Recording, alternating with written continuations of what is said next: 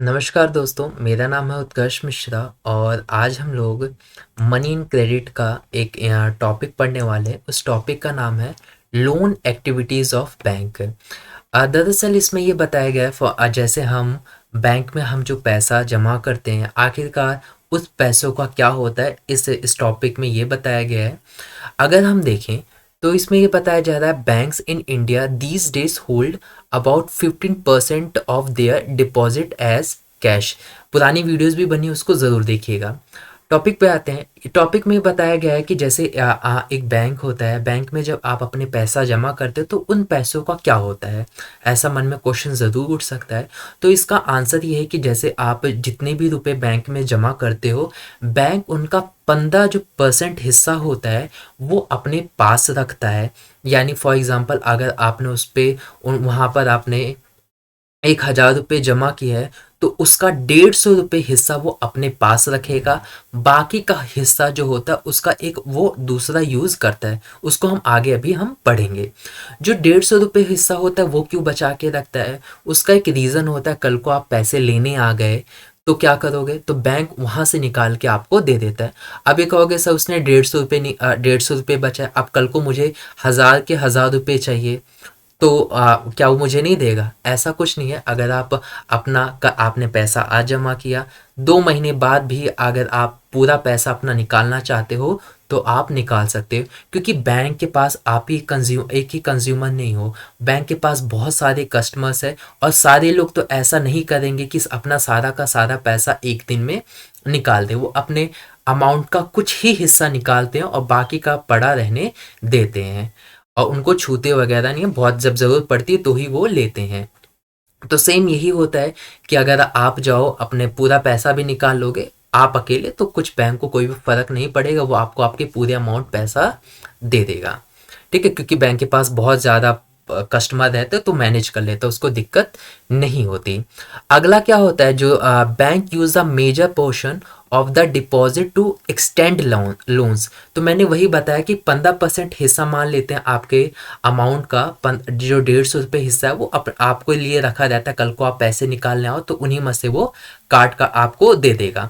लेकिन जो बाकी का जो पैसा बचता है उसके पास, उसको वो क्या कर देता है, लोन पर दे देता है। यानी उस पैसे को दूसरे को लोन पर दे देता है बैंक, क्योंकि आप बैंक से लोन लेने भी तो जाओगे, मतलब आप नहीं, कोई दूसरा पर्सन है वो बैंक से लोन लेने जाता है, तो बैंक वही पैसा, आपका ही पैसा लोन के लिए दे देता है। अब इसके बदले क्या होता है, banks charge a higher interest rate on loans than what they offer on deposit. अब क्या होता है यहाँ पे जो दो चीज़ समझने वाली है। पहला चीज़ क्या होता है, आपको ये पता होगा कि जब आप बैंक में अपने पैसा जमा करते हो तो बैंक उसके बदले आपको कुछ पैसा देता है। ठीक है, अगर आपने बैंक में अपने पैसा जमा किया है, जितना भी अमाउंट होता है उसका कुछ परसेंट हिस्सा आपको आपके हर 3 महीने पे आपके अकाउंट में डालता रहता है। अब यहाँ पे एक और दूसरी सिचुएशन लो। अब फॉर एग्जांपल यहाँ पे वो मेरे को डाल रहा है 1 या 2% के बेस पे, मुझे वो मेरे अकाउंट में पैसे डाल रहा है, जितना भी मेरा अमाउंट है उसका 2% के हिसाब से। फॉर एग्जांपल मैंने 100 रुपये जमा किए हैं, तो वो 3 महीने के हिसाब से जोड़ जाड़ हर एक महीने पे दो दो दिया, तो यानी 6 रुपये मुझे मेरे अकाउंट में डाल दे, तो अब मेरे अकाउंट हो गया 106 रुपये। अब यहाँ पे दूसरा सिचुएशन लो, मान लेते हैं मैं लोन लेने गया। ठीक है, मैंने 100 रुपये का बैंक से लोन लिया, तो बैंक मुझे ये कहता है कि ठीक है तुम 100 रुपये का लोन तो ले लो, लेकिन जब मुझे वापस करोगे तो मुझे हर महीने 12 रुपये आप एक्स्ट्रा पे करोगे। यानी 12% मुझे लोन, मतलब 12% मुझे चाहिए।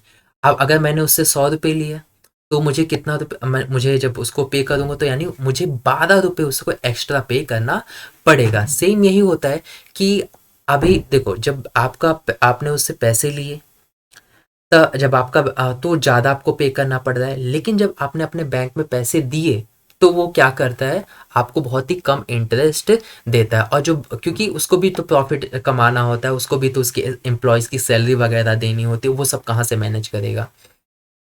तो यही रीज़न होता है, the difference between what is charged from borrowers and what is paid depositor is their main source of income. तो यही इसमें क्या होता है, बैंक का जो मेन इनकम होता है वो यहीं से ही होता है। यानी जो डिपॉजिटर होता है, जो अपना पैसा जो जमा करता है, उसको उसके इंटरेस्ट बहुत कम देता है। अगर कोई पर्सन लोन लेता है तो कहता है मैं लोन तो दे दूंगा आपको, लेकिन उस जब आप मुझे पैसा दोगे तो उसका बाद आप परसेंट मुझे चाहिए। और आपको कितना देगा? अगर आप पैसा जमा करोगे वहां पर आपको 2% देगा। बाकी का जो गैप बच जाता है, जो प्रॉफिट उसको होता है, उसको अपने खर्चे के लिए, अपने प्रॉफिट के लिए बैंक यूज करता है। उम्मीद करता हूँ इतना आपको समझ में आया होगा कि आपके पैसों का बैंक किस तरीके से यूज़ करता है, किस तरीके से वो आपके बैंक आपके पैसों का यूज़ करके इनकम जनरेट करता है। उम्मीद करता हूँ ये वीडियो आपको अच्छी लगी होगी। नेक्स्ट वीडियो भी ज़रूर देखिएगा और इसको नोट्स के लिए ज़रूर प्रेफर कर लो। नोट्स बहुत ही सिंपल तरीके हैं से आप बना सकते हो, कोई भी दिक्कत नहीं आएगी। दिक्कत है कमेंट करके बताओ वीडियो कैसी लगी है, डाउट्स पूछ लो, ठीक है। मिलते हैं आप लोगों से नेक्स्ट वीडियो में।